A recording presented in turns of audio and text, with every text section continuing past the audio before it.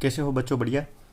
Class 8 का आज नया चैप्टर, हमारा चैप्टर नंबर 7 फैक्टराइजेशन हम स्टार्ट करने के लिए जा रहे हैं।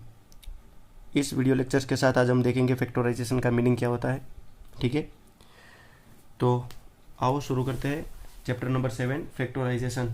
ठीक है, आपके पास टेक्स्ट बुक होगी तो पेज नंबर निकाल लीजिए 107।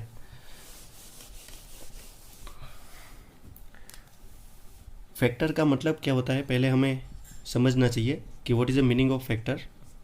फैक्टर किसको कहते हैं?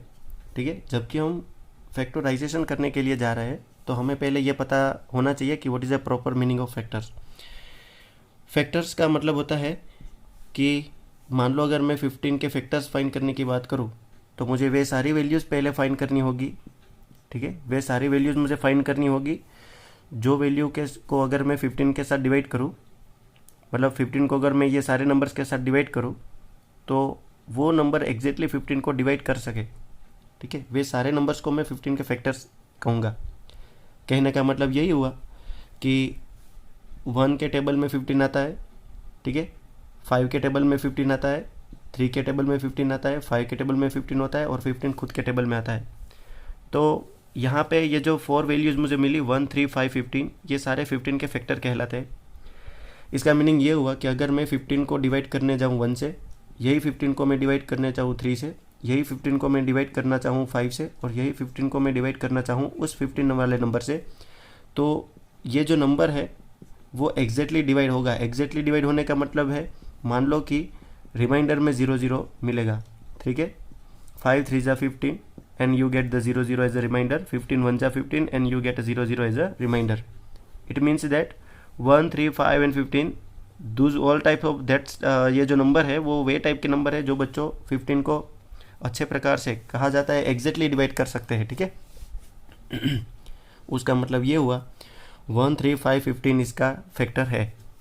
फैक्टर क्या मीनिंग आप लोगों को समझ में आ गया होगा। अगर मैं चेक करना चाहूँ कि क्या 2 इज़ अ फैक्टर ऑफ 15, तो मैं 15 को 2 के साथ 15 को मैं 2 के साथ अगर डिवाइड करूँ तो 2 7 जा 14 and we know that 1 is a left, it means 1 is a remainder as a 0। इसका मतलब है कि 1 जो है वो रिमाइंडर में बचता है, 15 के साथ 2 एग्जैक्टली डिवाइड नहीं होता, 1 लेफ्ट बच जाता है। ठीक है, तो कहा जा सकता है कि 2 इज़ नॉट फैक्टर ऑफ 15। 15 का तो ये फैक्टर का ये सीधा सिंपल मीनिंग हुआ। यहाँ पे एक बात और आप लोगों को देखनी चाहिए कि जब मैंने 15 के फैक्टर्स लिखे तो 15 के बाद हमारी गाड़ी स्टॉप हो गई। इसका मतलब 15 के फैक्टर्स के अंदर कोई भी फैक्टर्स 15 से बड़ा नहीं मिला। इसका मतलब कहा जाता है कि अगर मैं कोई नंबर n है उसके अगर मैं फैक्टर फाइंड करना चाहूँ और अगर मुझे जो फैक्टर्स जितने भी मिले, 1 मिले, 2 मिले, 3 मिले, जितने भी फैक्टर्स मिले, नंबर ऑफ फैक्टर्स जितने भी मिले, वो खुद के नंबर से बड़े नहीं होंगे। ठीक है, कि मानकर चलो अगर मुझे 10 के फैक्टर्स लिखने हैं तो 10 के फैक्टर्स में मैं 1, 2, 5 और 10 इतना लिखूंगा, क्योंकि इसके साथ अगर 10 को डिवाइड करना चाहेंगे हम तो वो एग्जैक्टली डिवाइड होगा। It means that 1, 2 and 5, 10 is a totally factor of 10। आप तो वैसे भी याद रख सकते हो कि इन सारे के टेबल में 10 आता है, इसलिए भी 10 डिवाइड होगा। Second thing is very important thing is that factors is not more than given numbers. देखिए ना, इतने फैक्टर्स के अंदर हम ये कह सकते हैं कि 10 से कोई बड़ा नंबर नहीं मिला। 10 is equal to 10, 5 is less than 10, 2 is less than 10, 1 is also less than 10। So it means that I can not get the any numbers which are more than 10। Okay, तो फैक्टर में ये एक बात बड़ी important रखती है कि कोई भी नंबर का फैक्टर उस नंबर से कभी बड़ा नहीं होता। ठीक है, ये सारी बातें फैक्टर्स के लिए फैक्टराइजेशन को पढ़ने से पहले फैक्टर्स के बारे में जानना थोड़ा इंपॉर्टेंट है। दूसरी बात बच्चों कि जिस दिन फैक्टर के आगे हम लिखते हैं प्राइम, ठीक है ना, क्या लिखते हैं? प्राइम, तो वर्ड्स बन जाता है प्राइम फैक्टर। तो प्राइम फैक्टर मानो कौन से फैक्टर? इस दुनिया में बच्चों कई प्रकार के उस प्रकार के भी बच्चों नंबर है जो नंबर के पास बहुत सारे फैक्टर्स नहीं होते। जिस प्रकार से अगर मैं बात करूँ 10 की, तो 10 के पास अभी हमने देखा 1, 2, 5 और 10, यानी इसके पास नंबर ऑफ फैक्टर्स 4 है। कितने हैं? 4 नंबर ऑफ फैक्टर्स है, 1, 2, 3 एंड 4, यानी 4 फैक्टर्स ऐसे हैं, 4 नंबर ऐसे हैं जो 10 को एग्जैक्टली डिवाइड कर सकते हैं। पर अगर मैं बात करूँ 5 की, तो 5 के पास देखिए ना कितने नंबर है, 1 एंड 5 ही है। अगर मैं 7 की बात करूँ तो 7 के फैक्टर हो गए 1 और 7, यानी ये दोनों के अलावा कोई नंबर के कोई भी टेबल के अंदर 7 नहीं आता, ठीक है ना। अगर 4 की बात करने के लिए जाऊँ तो फिर 1, 2 और 4 मिलेगा। इसका मतलब है कि 1 के टेबल में, 2 के टेबल में, 4 के टेबल में क्या आता है, 4 आता है। इट मीन्स दैट अगेन, या तो आप ऐसे भी कह सकते हो कि ये जो 4 है वो 4 1, 2 और 4 से एग्जैक्टली डिवाइड होगा, ठीक है। पर वापस अगर 3 की बात करें तो 1 एंड 3, 11 की बात करें तो 1 एंड 11, 17 की बात करें तो 1 एंड 17, ठीक है। अगर 15 की बात करूँ तो 1, 3 एंड 1, 3, 5 एंड 15। तो देखिए ना, अब यहाँ पे कुछ एक बात पैटर्न फॉलो हो रही है कि 5, ठीक है, 7, 3, 11 और 17 ये वो प्रकार के नंबर है जिसके अंदर ओनली नंबर ऑफ फैक्टर्स अगर देखा जाए तो 2 ही होते हैं, ठीक है ना। ये वे सारे नंबर्स है जिसके नंबर ऑफ फैक्टर्स ओनली 2 ही है।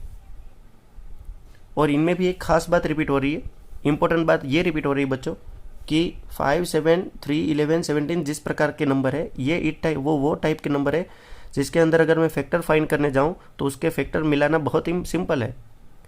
1 एक आता है, हर एक के केस के अंदर 1 फैक्टर बनता है। देखिए 1 तो सभी के अंदर होगा ना, 1 तो सभी के अंदर होगा। इनमें से 5, 7, 3, 11, 17 उस टाइप के नंबर है, वो टाइप के नंबर है बच्चों जिसके अंदर सिर्फ 2 ही फैक्टर है। 1 तो सबके अंदर होगा ना, देखिए 1 तो सबके अंदर होगा। पर उसके अलावा ये जो दूसरे नंबर्स है, मान लो कि 5 के फैक्टर 1 और 5, 7 के 1 और 7, 3 के 1 और 3। तो अगर मैं ऐसा कहूँ कि जो नंबर के 5, 7, 3, 11, 17 को देखकर मैं अगर ऐसा बोलूँ कि वो टाइप के सारे नंबर्स को मैं प्राइम नंबर्स कहूँगा, ठीक है, जिसके पास 2 ही फैक्टर होते हैं 1, 7, या तो 1 और 3, 1 और 11, मतलब 1 और वो खुद, 1 और वो खुद। अगर n मेरा प्राइम नंबर है, n मेरा अगर प्राइम नंबर है तो उसके पास 2 ही फैक्टर्स होंगे 1 and it self, 1 and it self. तो प्राइम फैक्टर्स का मतलब यही होता है, ठीक है, कि आपको वही नंबर्स के फैक्टर्स फाइंड करने हैं जिसके अंदर सिर्फ 2 ही फैक्टर होंगे। प्राइम फैक्टर नहीं कहते इसको, प्राइम नंबर बोलते हैं, ठीक है। प्राइम फैक्टर मतलब, प्राइम फैक्टर तो कुछ अलग बात है, NUMBR, प्राइम नंबर्स। 5, 7, 3, 11, 17 ये सारे प्राइम नंबर्स क्यों हैं? क्योंकि उसके पास सिर्फ 2 ही फैक्टर है, 1 एंड वो खुद, 1 एंड वो खुद, 1 एंड वो खुद। Okay, so which number has only 2 factors? Which number has only 2 factor? 1 and itself. Itself मतलब वो खुद का खुद, ठीक है। Which number has only 2 factor 1 and itself, such numbers, वही नंबर्स वाले जितने भी नंबर्स है ना, such numbers are known as prime numbers. Another numbers को प्राइम नंबर नहीं कहते, ठीक है, कंपोजिट नंबर बोलते हैं। तो फैक्टर्स के बारे में और प्राइम नंबर्स, प्राइम फैक्टर्स के बारे में थोड़ा बहुत हमने इंट्रोडक्शन निकाला बच्चों कि क्या होता है, ठीक है। अब जब वेरिएबल आएगा, क्या आएगा? जब वेरिएबल टाइप के सम आएंगे हमारे सामने, अगर कोई वेरिएबल टाइप के सम आते हैं तो फिर फैक्टराइजेशन कैसे करना है? देखिए ना, अगर XY प्लस XZ है, XY प्लस XZ है, तो यहाँ पे अगर मुझे इसका फैक्टराइजेशन करना है तो फैक्टराइजेशन करने का मतलब है मुझे इसको स्प्लिट करना है कुछ मल्टीप्लिकेशन के फॉर्म में। अब देखिए, अगर 15 के मुझे 2 फैक्टर्स फाइंड करने हैं, कोई भी 2 फैक्टर, तो मैं 5, 3 = 15 करूँगा कि नहीं करूँगा? इसका मतलब 5 और 3 का अगर मल्टीप्लिकेशन करूँ तो वापस ये रिजल्ट मिलता है। तो कहते हैं कि 5 और 3 अपने आप में ये इसके 15 के क्या है? फैक्टर है। समझ में आई बात? वैसे तो 1 भी फैक्टर है, 15 भी फैक्टर है, पर मैं तो कोई भी 2 फैक्टर की बात कर रहा हूँ। तो प्यारे बच्चों देखो, 15 कब होता है? कोई 2 नंबर का अगर मैं मल्टीप्लिकेशन करूँ और अगर मुझे वो वापस नंबर मिले तो मैं कहता हूँ कि यहाँ पे और यहाँ पे मैंने जो नंबर के दोनों के मल्टीप्लिकेशन किया और फिर मुझे यहाँ पे जो नंबर मिला, तो ये नंबर और ये नंबर इस नंबर के फैक्टर होंगे। मान लो 15 है तो 15 के फैक्टर होंगे। अगर मैं बात करूँ 10 की, तो 10 के मुझे कोई 2 फैक्टर फाइंड करने हैं, तो मैं कैसे फाइंड करूँगा? तो यहाँ पे और यहाँ पे कोई नंबर की मल्टीप्लिकेशन 10 बनाने के लिए अवेलेबल हो तभी वो 2 नंबर्स 10 के फैक्टर होंगे। अब मान लो मैं यहाँ पे 1 और 5 नहीं रख सकता, क्योंकि 1 5 = 5 होगा, 10 नहीं होगा, ठीक है। पर 2 5 2 5 10 होगा, तो 2 और 5 इसके फैक्टर्स है। तो कहने का मीनिंग यहाँ पे यही है, XY प्लस XZ को अगर मुझे स्प्लिट करना है मल्टीप्लिकेशन के फॉर्म में, तो मैं लिख सकता हूँ कि यहाँ पे भी x है, यहाँ पे भी x है, तो मैंने x को कॉमन निकाल दिया, ठीक है। और यहाँ पे क्या बचा? y प्लस z बचा, देखिए ना। तो यहाँ पे x और यहाँ पे y प्लस z, ये दोनों इसका क्या हुआ? फैक्टराइजेशन हुआ, यानी x वाई प्लस जेड, अगर ये दोनों का आप मल्टीप्लाई करेंगे तो वापस आपको ये रिजल्ट मिलेगा। समझ में आई ना बात? तो ये जो है वो क्या है, इन दोनों के फैक्टर से, x y and x z के दो फैक्टर से x, x plus y. Clear हुआ बच्चों? और आगे बढ़ते हैं बच्चों। ये सारी बातें आपने क्लास 7th के अंदर पढ़कर ही आए होंगे, आप लोगों को पता ही होगा। ठीक है, हमने इम्पोर्टेंस फॉर्मूले पढ़े थे। इम्पोर्टेंट फॉर्मूले में एक फॉर्मूला था, अगर a प्लस बी का होल स्क्वायर है, ठीक है, तो हम करते हैं a square plus 2ab plus b square. ये हमें पता है, ठीक है ना, ये हमें पता है अच्छी तरह से। a प्लस बी का होल स्क्वायर करते हैं तो a square plus 2ab plus b square बनता है। तो यहाँ पे देखने वाली बात यह है कि अगर ये a प्लस बी का होल स्क्वायर है तो इसका मतलब a प्लस बी एक बार, a प्लस बी दूसरी बार मल्टीप्लाई करेंगे तभी हमें ये रिजल्ट मिलेगा, a square plus 2ab plus b square मिलेगा। ठीक है ना, तो हम ये कह सकते हैं कि a प्लस बी का होल स्क्वायर को हम 2 बार मल्टीप्लाई करते हैं वही नंबर के साथ, तो हम इस रिजल्ट के फॉर्म में भी लिख सकते हैं। अगर वाइजावर्स उल्टी बात करें तो ये मीनिंग भी निकलता है यहाँ से कि a square plus 2ab plus b square का अगर फैक्टराइजेशन करना है, मान लो इस टाइप का अगर कोई क्वेश्चन है और मुझे इसका फैक्टराइजेशन करना है तो मैं चाहूँ तो ऐसे लिख सकता हूँ, बट क्या पहली कंडीशन ये होनी चाहिए कि first and last a square and b square perfect square होने चाहिए, तभी ये मैटर एग्जिस्ट करेगी। ठीक है, आओ सम करते हैं इसके ऊपर। ठीक है, मान लेते हैं कि हमें कोई क्वेश्चन में दिया जाए कि 16x square plus 24xy plus 9y square, इसका मुझे फैक्टराइजेशन करना है। तो कैसे करूँगा मैं फैक्टराइजेशन? ठीक है, अब देखिए ना, 16x square plus 24xy plus 9y square, तो यहाँ पे 16x स्क्वायर है, अगर मैं चाहूँ तो इसको ऐसे लिख सकता हूँ, a स्क्वायर प्लस 2ab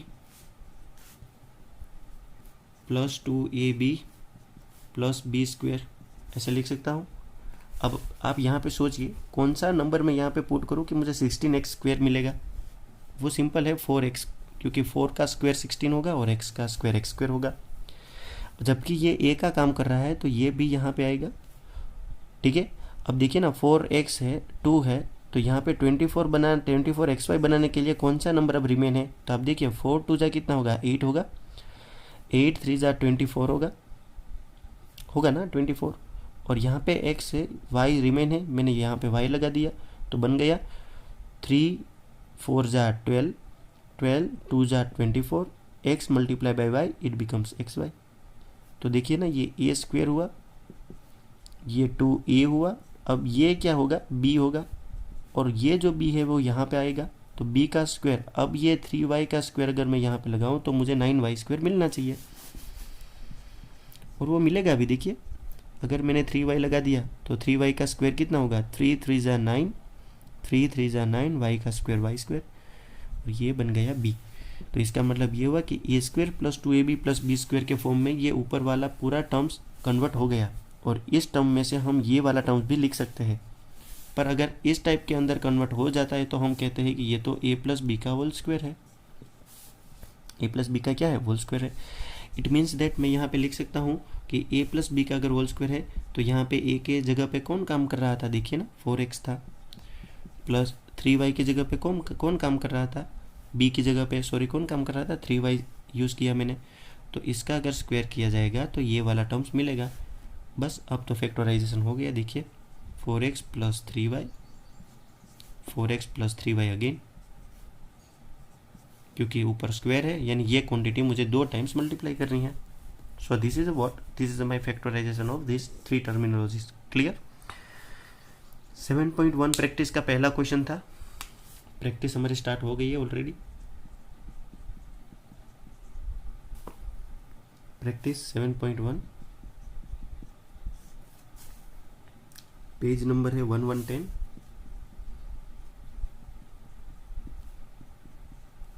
ठीक है ना, क्वेश्चन नंबर है 1, फैक्टराइज द फॉलोइंग एक्सप्रेशन। पहला क्वेश्चन है फैक्टराइज द फॉलोइंग एक्सप्रेशन, उसका फर्स्ट वन हमने देखा। वीडियो पॉज करके नोट कर लेना था आप लोगों को। आई थिंक आप लोगों ने स्क्रीनशॉट ले लिया होगा या तो फिर नोट कर लिया होगा। क्वेश्चन 1 का सेकेंड वन क्वेश्चन देखिए ना, 2x³ 24x² plus 23 plus 72x, ठीक है। 2x³ plus 24x² plus 72x। ओ बच्चों, पहला क्वेश्चन तो हमने सोल्व कर दिया। क्वेश्चन 1 का सेकेंड क्वेश्चन है 2x³ plus 24x² plus 72x। मेरा पहला काम यहाँ पे ये होगा कि पहले वाले टर्म्स को और लास्ट वाले टर्म्स को मुझे क्या बनाना है। फर्स्ट स्टेप मेरा ये होना चाहिए कि मुझे परफेक्ट स्क्वायर बनाना है। क्या बनाना है? Perfect square. आप स्क्वायर एंड स्क्वायर रूट पढ़ गए हो तो आपको पता होगा परफेक्ट स्क्वायर का मीनिंग क्या होता है। अब ये तो पॉसिबल तभी है जब 2x³ और 72x और यहाँ पे 24x² है। तो देखिए ना, परफेक्ट स्क्वायर बनाने के लिए अगर मैं सारी क्वांटिटी को फर्स्ट सेकेंड एंड थ्री ये थर्ड टर्म्स को अगर मैं 2x के साथ डिवाइड करूँ, ठीक है ना, किसके साथ डिवाइड करूँ? अगर 2x के साथ डिवाइड करूँ तो पॉसिबल है। अगर मैं इसको 2x के साथ डिवाइड करूँ, ये भी 2x के साथ डिवाइड करूँ और इसको भी 2x के साथ डिवाइड करता हूँ तो क्या होगा? 2 से 2 कट जाएगा, x से x कट गया तो यहाँ पे 3x था, 1x 2x रिमेन यानी x² रिमेन, प्लस x से x कट गया यानी 1x रिमेन, और 24 2 से कटेगा यानी 12 2 जा 24, प्लस यहाँ पे x से x कट गया 36 2 जा 72। आप 72 को 2 के साथ डिवाइड करेंगे तो आपको ये रिजल्ट मिलेगा। तो पहला क्वेश्चन जो था, फर्स्ट वाला क्वेश्चन हमारे लिए परफेक्ट स्क्वायर में नहीं था। 72x और 2x³ हमारे लिए परफेक्ट स्क्वायर में नहीं था, पर x² प्लस 12x प्लस 36 जो है वो हमारे लिए परफेक्ट स्क्वायर हो गया। क्यों? क्योंकि फर्स्ट टर्म और लास्ट टर्म परफेक्ट स्क्वायर है। देखिए, x² अपने आप में x का स्क्वायर है और 36 अपने आप में 6 का स्क्वायर है ना। x का स्क्वायर और 6 का स्क्वायर क्या होता है? 36 और x²। बस अब मुझे क्या करना है? a² plus 2 time a b plus b²। यहाँ पे मैं उस टाइप से नंबर सेट करूँगा कि x² बन जाए। यहाँ पे उस टाइप से कोई नंबर को सेट करना है जिस प्रकार से 36 बन जाए। आपको पता है 6 जा क्या होता है? 36। आपको पता है x का स्क्वायर कितना होगा? x²।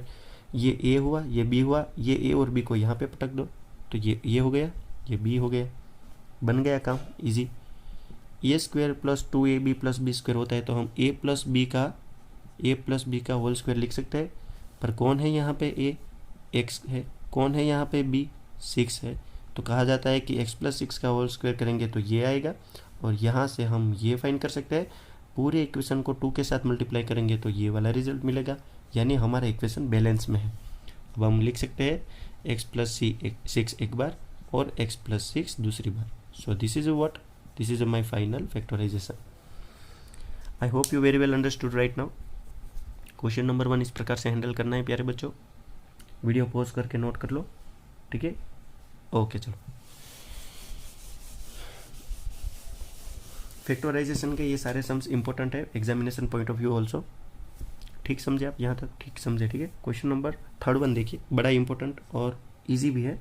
दिखने में थोड़ा डिफिकल्ट लगेगा आप लोगों को, पर है वैसे वाकई में बहुत easy. 49x² plus 2xyz xz plus 1/49 z का स्क्वायर, ठीक है? इस प्रकार से हमें क्वेश्चन दिया है। तो अब यहाँ पर देखिए ना, फर्स्ट वाला टर्म्स और लास्ट वाले टर्म्स क्या परफेक्ट स्क्वायर है? हाँ, अपने आप में 7 7 जा 49 होता है। यहाँ पे भी 7 7 जा 49 होता है। x² और z² हमें प्रॉब्लम नहीं देंगे। इसका मतलब ये हुआ कि यहाँ पे मैं 7x का स्क्वायर करूँगा plus 2 time a b plus b का स्क्वायर। अब देखिए, b का स्क्वायर तो तभी होगा जब ये z ऊपर z 1 जा z होगा और 7 यहाँ पे होगा तो 2/z होगा, तभी तो पॉसिबल है। 2/7 होगा तभी तो ये पॉसिबल है। सॉरी, 2 नहीं है, z है, ठीक है? z/7 होगा तभी तो ये पॉसिबल है कि z डिवाइडेड बाई 7 का स्क्वायर कितना होगा? z² बाई 49 होगा। सिंपल है। तो ये हुआ ए, ये हुआ बी, इसको 7x को यहाँ पे रख दो, z/7 को b की तरफ से यहाँ पे रख दो। तो देखिए ना 7 कट जाएगा, 2xz एज इट इज़ बीच वाला टर्म्स मिल गया हमें, मिडल टर्म। ठीक है, तो हम यहाँ पे लिख सकते हैं कि ये a का काम किया, इसने b का काम किया, तो a प्लस बी का होल स्क्वायर, a की जगह पे आया 7x, b की जगह पे आएगा z/7। तो हमारा रिजल्ट फाइनली मिला 7x प्लस z/7। देखिए बच्चों ये z है, ये 2 नहीं है। ठीक है, मेरा 2 इस टाइप से कुछ होता है। तो आपको यहाँ से वैसे भी तो आइडिया आ गया होगा। ठीक है ना, बस यही हमारा रिजल्ट है, 7x plus z/7, 7x plus z/7। This is your final result. इस नंबर का फैक्टराइजेशन ऐसे होगा। क्लियर प्यारे बच्चों? बाकी के अनदर क्वेश्चन आप लोग समझ गए होंगे, आप लोगों को होमवर्क में टेक करने हैं। Okay, so pause the video and note down this one. आगे बढ़ते हैं क्वेश्चन नंबर 2 की ओर। क्वेश्चन नंबर 2 में कहा, सेम टू सेम है। देखिए ना, क्वेश्चन नंबर 2 में कहा आप लोगों को फैक्टराइज द फॉलोइंग एक्सप्रेशन। वापस आप लोगों को कहा जाए कि फैक्टराइज द फॉलोइंग एक्सप्रेशन। देखिए पहला क्वेश्चन बहुत इजी होता है हर बार की तरह। फर्स्ट क्वेश्चन है 4l square minus 44lm plus 121 m square. आप लोगों को पता है ये बात कि अगर 2 का स्क्वायर किया जाएगा, 2 का स्क्वायर किया जाएगा तो 4 मिलेगा, और l का स्क्वायर किया जाएगा तो l स्क्वायर मिलेगा। तो क्यों ना मैं साथ में बोल दूं कि 2 और l की मल्टीप्लिकेशन करके अगर स्क्वायर किया जाएगा तो 4l स्क्वायर बनेगा। ये बात आपको पकड़ में आ गई। 121 अपने आप में 11 का स्क्वायर है, और ये m का स्क्वायर है। ये दोनों का एक साथ स्क्वायर किया जाएगा तो 11 अपना स्क्वायर करके देगा 121, और m अपना स्क्वायर करके देगा m स्क्वायर। तो ये वाला टर्म्स मुझे 11m स्क्वायर करने के बाद मिलेगा। तो दिक्कत देने वाले ये दोनों नहीं है, पर प्रॉब्लम या तो थिंकिंग लगाने वाली बात यह है कि यहाँ पे नेगेटिव है, और हमने जो सम्स किए वो प्यारे बच्चों वेज टाइप के सम थे जिसके अंदर बीच में, ठीक है ना, मिडल टर्म्स पॉजिटिव था। तो हम ये कह सकते हैं यहाँ पे कि यहाँ पे अब जो हमारा टर्म्स बनेगा वो एक अलग थियरी के ऊपर काम करेगा, a प्लस बी का होल स्क्वायर के ऊपर काम नहीं करेगा। यहाँ पे जो काम करेगा वो होगा a प्लस बी का होल स्क्वायर। अब तक हमने इससे काम लिया a square plus 2ab plus b square. हमारा जो क्वेश्चन नंबर 1 था वो इसके बेस पर था। सेकेंड वाला जो क्वेश्चन है, क्वेश्चन नंबर 2 जो है ना, ये question number 2 a minus b का होल स्क्वायर के बेस पर है। तभी तो आप लिखेंगे a square minus 2ab plus b square. आप 8th क्लास में पढ़ रहे हो, है ना, आप ब्रिलियंट बच्चे हो, तो आपको पता है कि a माइनस बी का होल स्क्वायर ये होता है। इसका मतलब ये हुआ कि अगर मुझे इस पूरे इक्वेशन को शॉर्ट में अगर इतने में लिखना है तो नेसेसरी बात ये है कि ये पूरा जो टर्मिनोलॉजीज है, ये पूरी जो अलजेब्रिक एक्सप्रेशन है, ये वाला जो है वो इसके फॉर्म में कन्वर्ट हो जाए, तभी मैं ये लिख सकता हूँ, अदरवाइज तो नहीं लिखूँगा। तो मेरा पहला काम ये होगा बच्चों कि ये अलजेब्रिक एक्सप्रेशन को मुझे इस वे में कन्वर्ट करना है, a square minus 2ab plus b square. I think you will very well understood right now. चलो काम करते हैं, a का स्क्वायर करते हैं, minus 2 time a b plus b का स्क्वायर करते हैं। अब देखिए ना 4l, अभी मैंने बताया 2l का स्क्वायर कितना होगा, 4l स्क्वायर होगा 121, अपने आप में 11m का स्क्वायर है। समझ में आई बात? ये a हो गया, ये b हो गया, तो a और b को यहाँ पे रख दो, a और b को यहाँ पे रख दो। तो देखिए ना बच्चों 2 2 जा कितना होगा 4, 4 11 जा 44, देखा 2 2 जा 4, 4 11 जा 44, और l और m की मल्टीप्लिकेशन lm देगी। ठीक है, इसका मतलब हमारा जो पूरा अलजेब्रिक एक्सप्रेशन गिवन में था क्वेश्चन में, वो हमने जानबूझकर उसको कन्वर्ट कर दिया a square minus 2ab plus b square, a square minus 2ab plus b square. तो हम लिख सकते हैं कि ये a माइनस बी का होल स्क्वायर जैसी फोटो है। इसकी फ़ोटो किसके जैसी है, a माइनस बी के होल स्क्वायर जैसी। पर यहाँ पे a की काम कर रहा है 2l, और b की जगह पे काम करेगा 11m। तो मैं कह सकता हूँ कि ये 2l माइनस 11m और 2l माइनस 11m अगेन, क्योंकि स्क्वायर है तो क्वांटिटी 2 बार मल्टीप्लाई होती है। आपको पता है ना, जब 5 का स्क्वायर करते हो तो आप 5 मल्टीप्लाई बाई 5 करते हो। तो समझ लो कि ये आपने अपने एक 5 वाला नंबर है, कोई एक नंबर है इतना बड़ा, कोई एक नंबर है, उसका स्क्वायर करना है तो वो नंबर को 2 बार मल्टीप्लाई करना होगा, जैसे यहाँ पे किया था। ठीक है, so finally this is a what, this is a my answer. Clear. Question number second का 1 इस प्रकार से करना है। सेकेंड वाला क्वेश्चन कर देते हैं जल्दी से। वीडियो पॉज करके नोट करते जाना साथ साथ में। हर बार बोलने में क्या रहता है ना, हर बार बताने का भूल जाता हूँ मैं। सेकेंड वाला इजी है बच्चों, ठीक है बच्चे लोग। सेकेंड वाले में आप लोगों को हिंट दे देता हूँ मैं। सेकेंड वाला क्वेश्चन कैसे करना है देखिए।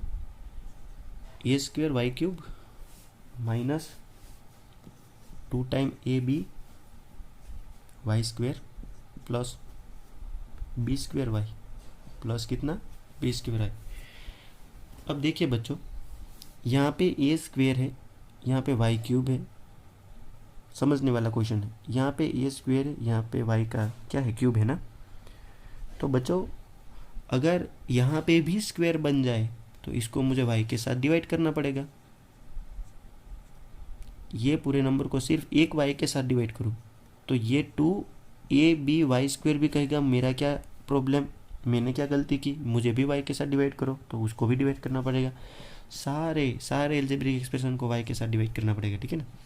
तो वाई से कटेगा 3 वाला, तो a square into y square minus 2, यहाँ पे 2 वाई है, एक ने इसको काटा तो 2ab y plus b square y में ये तो कट गया तो सिर्फ बी स्क्वायर है।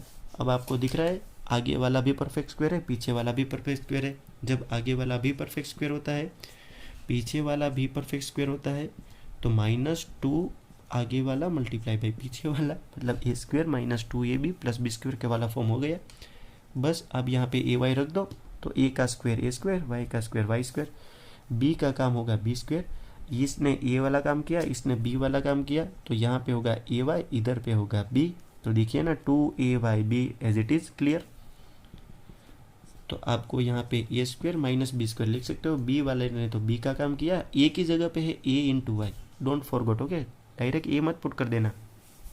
तो रिजल्ट आपका बनेगा ए वाई माइनस बी एक बार, ए वाई माइनस बी दूसरी बार। So this is your factorisation. बहुत सिंपल प्रॉब्लम है बच्चों। मैं वही क्वेश्चंस आप लोगों को एग्जाम में दूंगा जो क्वेश्चन आपको मैं यहाँ पे सॉल्व करवा रहा हूँ। तो अच्छे से ध्यान देना है आप लोगों को और अच्छे से देखना है, समझना है, सीखना है, ठीक है।